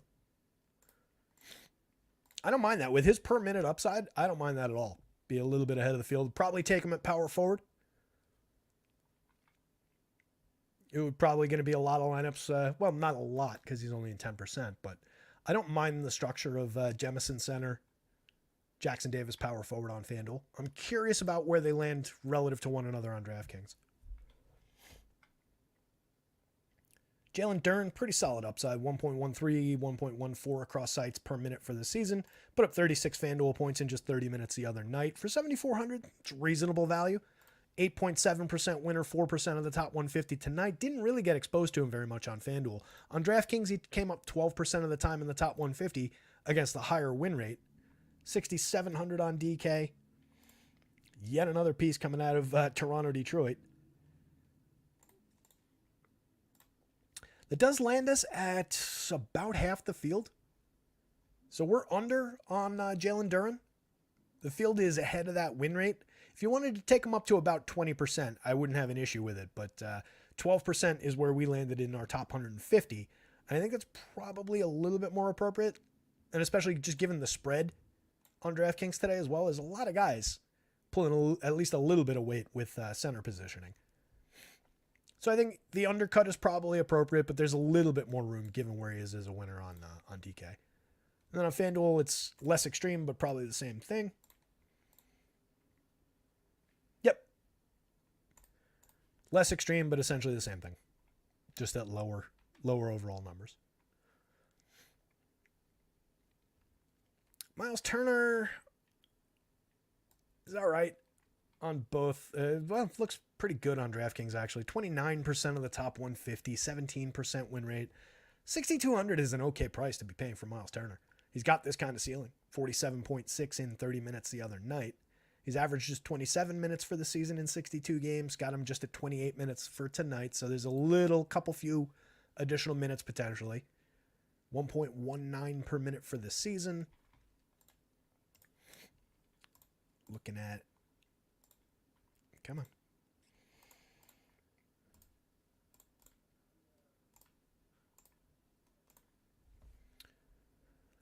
Give him a little bit on top of the 119. I've got him at about 1.24. So 0.05 of a fantasy point per minute more for today. Bulls team, like a middling defense, 115.3. Turner can get his against that Bulls team without too much fanfare. He's somebody I might keep in mind, honestly, at 6,800 on FanDuel. That's not a bad price for Miles Turner in this spot. Even though it didn't sim out crazy good. If I'm building 5 lineups on FanDuel, I would at least consider him for one of those spots. On DraftKings, I think he's a lot easier to get to. 6,200 makes it pretty cut and dry that you want at least a chunk of Miles Turner. Smith, Isaac, we've talked about. Daniel Gafford didn't come through at all on FanDuel. Came through at 19% of our top 150 for 5,000 on DraftKings. He's 6,800 center only on FanDuel, which is the issue.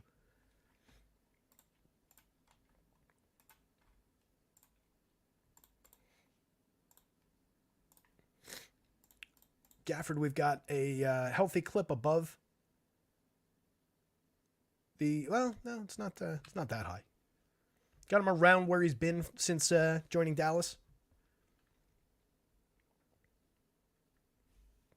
I think that's reasonable for tonight. Just 22 minutes.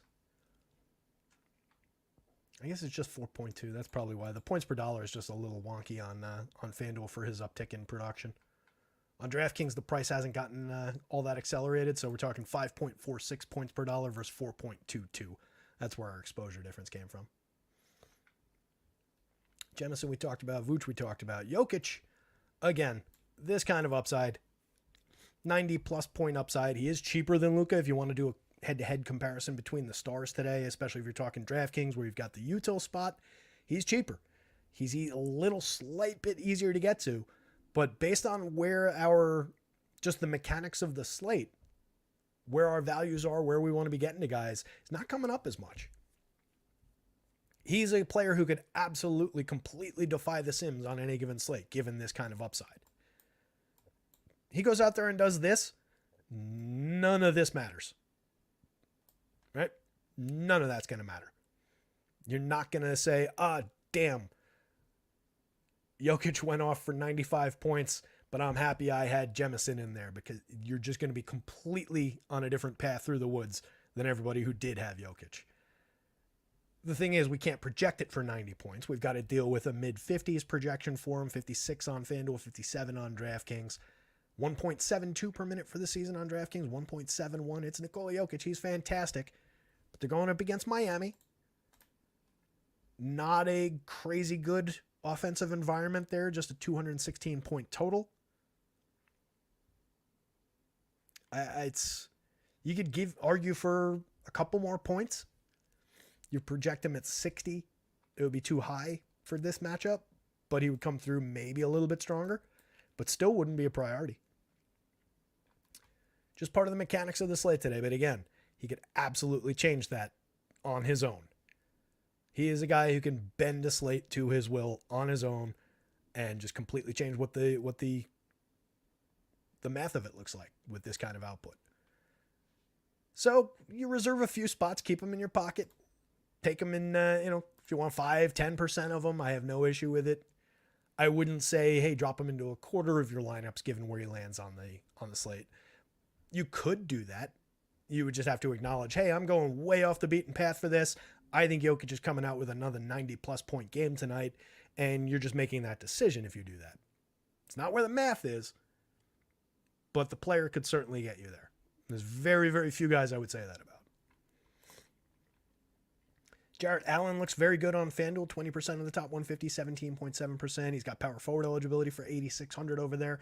On DraftKings, a minor play, 3.8% winner. Didn't really get to him much in the top 150. Here's Kelly O. Maintains a little value on FanDuel, 6,800. He's got power forward over there, 15.8% winner, 8.6% of the top 150. At 7,000 on DraftKings, didn't really hit. Center only, 2.1% winner, 0% of the top 150. As I said the other day, it's a player I like in just a general vacuum. But the price has gone up a little bit. That was when I said that the other day, it was more around him always being in the 6s. Now we're at 7 on DK. It's not as functionally good, but a good per minute guy, always has been. 1.11 per minute on DraftKings this season, 1.10 on FanDuel. Obviously a big role now in Toronto, playing a ton of minutes. So at worst, I don't completely hate Kelly O, even with the low marks. If you had him in a couple lineups across 150, I don't think it's a mistake, despite him coming up 0% of the time and only a 2% win rate. Nobody else really popping out. It's 6% for Draymond, we touched on before. PJ Washington at 5, we touched on before. Not a lot of cross site. Again, at center. It's weird when the sites are this similar. Obviously, there's a lot in these top end guys that's different. Man, that Jemison is sticking out.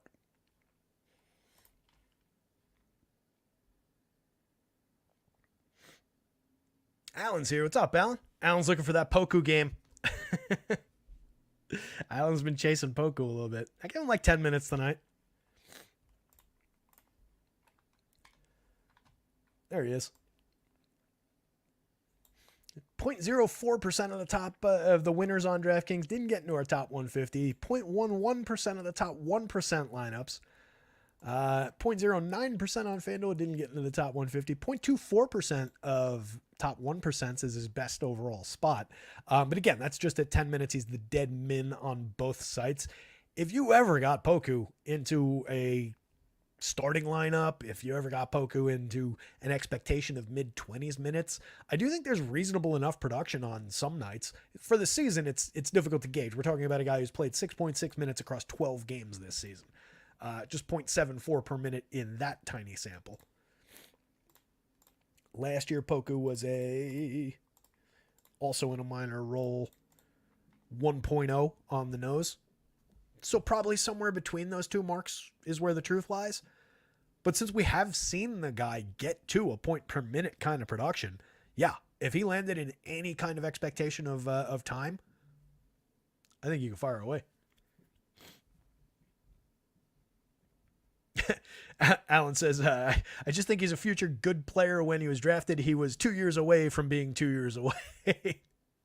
Yeah, a little bit of a project, but like we were talking about in Discord, Alan, or like I threw into when you brought him up in Discord. I think, especially a team like Charlotte, why the hell wouldn't you give him some time?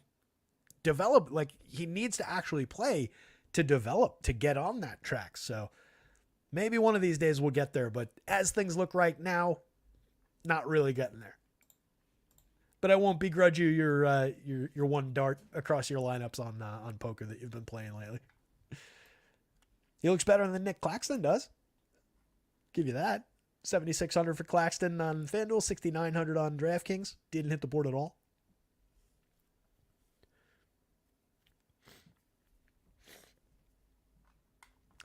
with that in mind, let me pull up Ace Mind here. We'll take a quick look at these lineups, and I'm going to punch out because I am actually suffering a little bit with the sniffling. If you guys could see the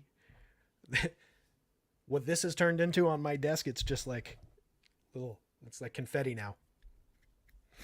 Started with a tissue, now I've got confetti all over my desk. So I'm going to try and punch out so that I can have the time to keep everything updated. But I do want to take a quick look at what these lineups actually look like, as per tradition.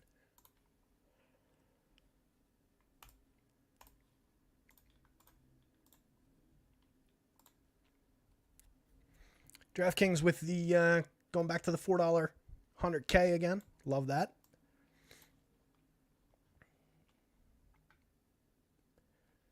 Good amount of Zion. First thing I notice here, we got some Jackson Davis over there as a value. More Zion over here. A lot of Fontecchio. Good amount of Cade, which I like to see. I really like that Cade spot today. Ton of Bruce Brown. Gonna have a ton of them on both. Lot of weight overall just coming out of that Toronto and Detroit game, like we saw through all the Sims. Cade, Ivy, Bruce Brown, Fontecchio.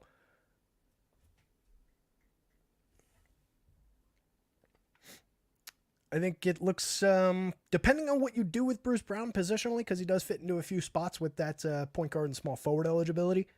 But it looks like we're somewhat spendy at point guard with some of the. It's a mix, because you do have the Sasser spots as well. But it is also a lot of flexibility, because if you don't play Bruce Brown here, you're putting him here, or you're putting him here or here. So there's just a lot of room to move things around on DK today with that. But I think by and large, we're a little bit more savings oriented through shooting guard. You can spend money at point guard. Small forward, mostly Brown and Fontecchio value. Going back and forth. And those guys are, not crazy $3,000 values, but they're mid-range values.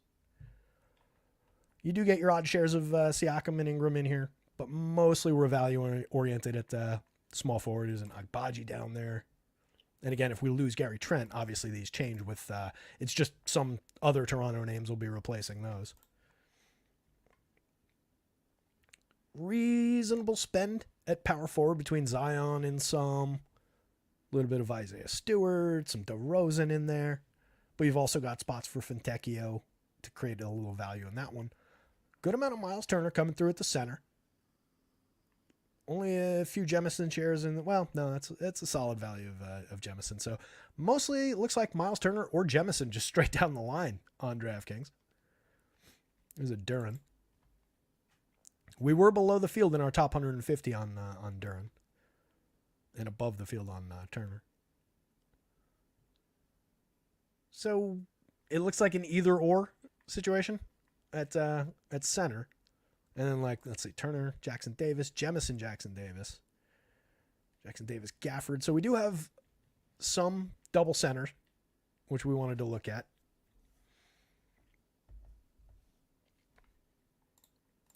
The one I was saying was what? Jemison and Jackson Davis together. So yeah, we did get that off the top here in some of these top high-end lineups. There's another one. So value big men kind of makes sense to me. Jemison, Jackson Davis. And put your spend across those two positions total at 92. And you're getting decent results out of it. And it allows you to configure things around it with a lot of the high-end pieces. So that's an interesting approach, but it does obviously leave Miles Turner to the side, and he's had pretty good results here. Mostly a three-man mix across center, though, between those guys. And then, of course, the big names that you're not seeing here, Jokic and Vooch, in terms of the big men. There's a Luka snuck in there. There's another one. And another one. So whatever you didn't do over here in terms of spend, you can do over here. Who's in this one? Let's see. Luka got to... Not my favorite lineup. Cole Anthony, Io, Bruce Brown, Stewart, Turner, Luka, Fontecchio, and Gafford. I like these two, and I guess Turner a little bit on DK. Bruce Brown's obvious. Io was all right. Don't love the Cole Anthony, Isaiah Stewart, Gafford part of it. Gafford was fine.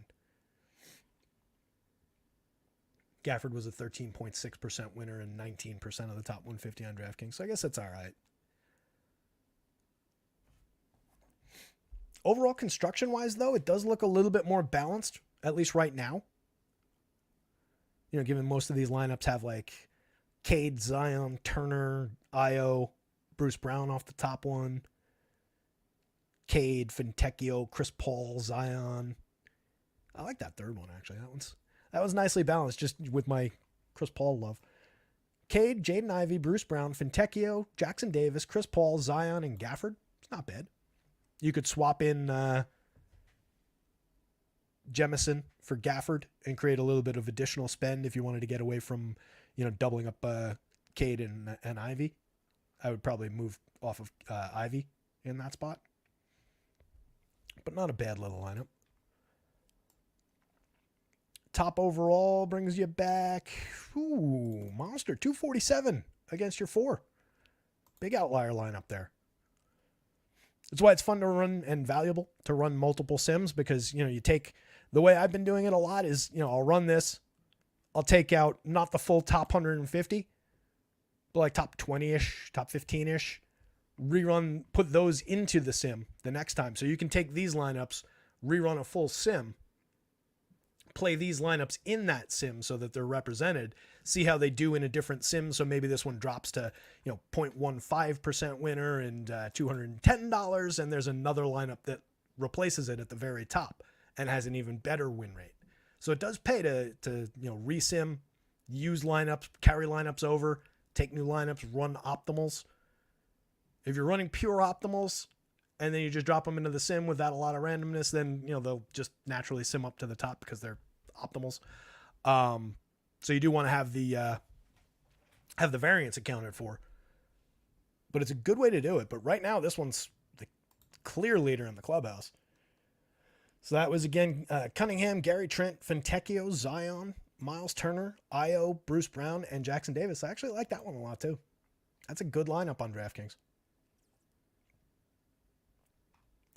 Let's jump to FanDuel real quick. 20 people still hanging out. You guys rock. If you haven't already done it, hit the thumbs up, hit the subscribe bell, jump into the Discord. Links in the chat somewhere. And follow at rotoscouts on Twitter or X. At rotoscouts. Easy to spell if you know how to find the website. Website is rotoscouts.com. All the projections up there right now are free, so check those out. But follow, and if you get a chance, when you see things pop up on the Twitter handle, give it a little like, give it a little retweet. Helps spread the word. Helps bring us in new friends with good thoughts. Gary Trent out. All right. What about Quickly? Do we have word on him yet?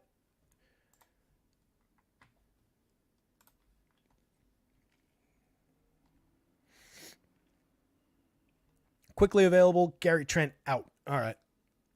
So Bruce Brown probably about the same. See what the starting lineup looks like. Probably a little bit of an uptick for Grady Dick. Maybe Agbaji. Quickly will look like who he is. Clear upside. But as discussed, I don't love him.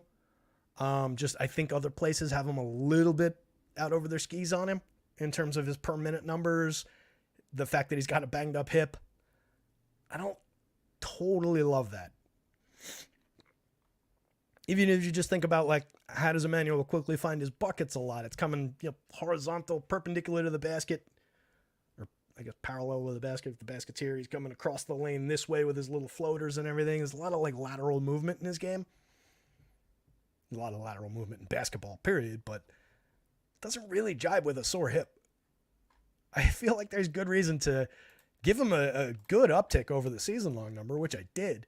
But again, I don't love Quickly over-projected. I think it's fair to give him a good number today, which we did. We got him. He's right there in the second lineup. But I don't want to get carried away with it. Could easily do very well tonight. I am not saying he's not a good play. I am saying that I don't love the per minute numbers. I don't love the player in general. Ton of Cade on FanDuel. Got some quickly. We got to a ton of Luka. I love the combination of Luka and Cade. Got some Kyrie here, some Rozier. Pretty spendy at point guard on FanDuel outside of this Jordan Goodwin share, which I don't love, the Alvarado share also. But fairly spendy point guard. Mid-rangey shooting guard, obviously Gary Trent no longer available. But Agbaji might fill in those. Grady Dick might fill in some of those. They're already on the board. It looks like more level, like 1-and-1 kind of situation at shooting guard on FanDuel. Okay, mid-range type spend and then a value. That could change though because we might get a little bit more value at shooting guard. So it might go value a little bit more and then have more money to spend in these spots. It's Trey Jemison Day, up and down center. He was in 66%, I think, of these lineups. Couple of shares of Vooch up at the top, but mostly Trey Jemison. There's a Turner. 3-man group though at center today on FanDuel, at least right now. It's Jemison, it's Vooch, and it's Turner. And there's not that much else. Little bit of Jalen Duren, who does have 50 plus upside. Little bit of Stewart. As you go down the board, there's a little bit more room for some of these guys. And some of these guys do have power forward eligibility. So we're getting, plenty of Zion over here, but there's probably some Stewart mixed in over here somewhere. There's one. So there's a little bit more room. Jared Allen, same thing. A little bit more room there for him. I like this 3-man group. Especially with the world going, if the world goes to Jemison, getting away from it and, trying to spend your money in a different way in some lineups probably does have a little bit of value, as demonstrated by this one with Jared Allen, Zion, and Vooch putting up a pretty stout little front court in that lineup. But then you get Cade and Sasser together, Alex Caruso, Gary Trent, who's not available anymore, Bruce Brown, and Aaron Nesmith in that one. So I don't know overall how much I love it. This is interesting. I didn't notice it when we were talking yesterday about the lineups on FanDuel. But yesterday it was even more pronounced. I don't think if we had like this screen from yesterday's setup, I think all the lineups were below a full 60,000 spend, where we're getting some at 60,000, but like this is a wacky one.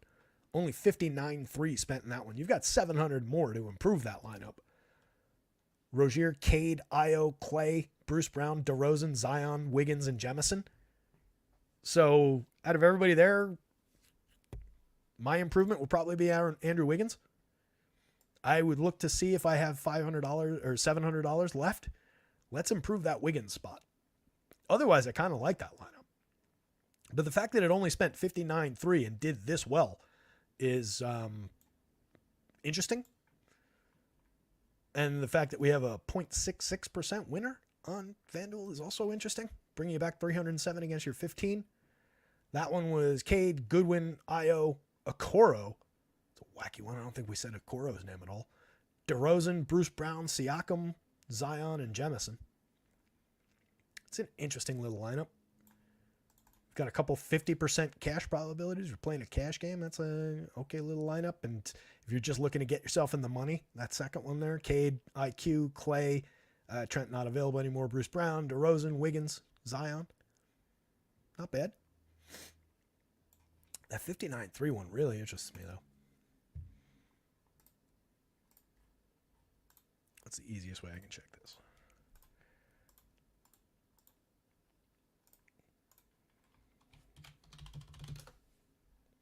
Wiggins is on FanDuel, small forward, power forward.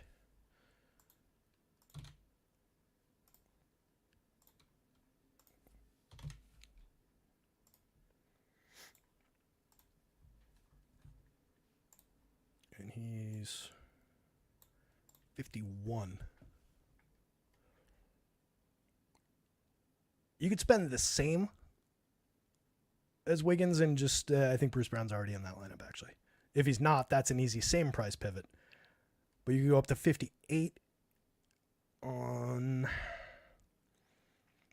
That's interesting, actually. You could go to 58 on GG and get right around the same projection at the power forward spot. That fills out your money, but I guess that's how we ended up at that lineup. There's a little salary gap here on FanDuel. in terms of like our price and our projection, where Wiggins at 51 is projected at 26.5. And this is among small forwards and power forwards, not across the entire slate. So you could potentially upgrade, change 2 spots out and gain an upgrade from that $700 of free salary there. But if you're just looking at it among power forwards and small forwards, 51 is functionally the same as the 58 for Gigi, which is a 26.99, so 0.4 projection difference. And then everybody above it is at least other than Bruce Brown, who's already in that lineup, everybody above it is at the minimum 6,200 or more. I guess at a minimum 6,200 means the same as at a minimum 6,200 or more. Didn't need to add the extra modifier there, but it's interesting. And then everybody in the immediately below, you got $5,700 for Okoro, who we did see up there, 52 for Isaiah Stewart, a couple guys more expensive, a couple guys less expensive, or maybe a couple $100 more, but they don't match the projections. So interesting little salary bubble around that Wiggins spot in that oddball lineup, right around this spot. And Bruce Brown is in that lineup. That's a curious little wrinkle. I'm not saying leave $700 on the table on FanDuel. That's the key to winning today. By no means is that what we're saying here. What I am saying is it's more difficult than I thought it might be to just upgrade this one spot with that extra 700. I would probably then go look at this spot and maybe this spot and change out 2 of them and see if I can either, save here and spend more here, save here, spend more here. But in a pure 1-for-1, there's actually not a better option for this lineup than Andrew Wiggins. And that leaves 300 on the table, which is just a little wacky. And it still did well. Strange little wrinkle. Anyway, gang, that is enough out of me and my sniffling today. Could you guys see that? Was that on the screen? Did that just change to white when I lowered it? I hope so. If I was highlighting that and you guys couldn't see it, I'd be annoyed at myself. I'd be annoyed to be you watching me do that. Anyway, you guys absolutely rock. Appreciate everybody for hanging out. Coming up on 6 o'clock, almost a 2-hour show for this crazy slate. Keep an eye on the website. I'll get the projections updated for the known knowns right now, the known unknowns, etc. And we'll keep on flying through the whole evening. Hopefully it won't be as crazy and hectic as last night was. Okay, good. It was on the screen. Appreciate that, guys. But yeah, keep an eye on the site for any changes. Otherwise, good luck out there. Somebody go win something. We'll be back tomorrow for more. See ya.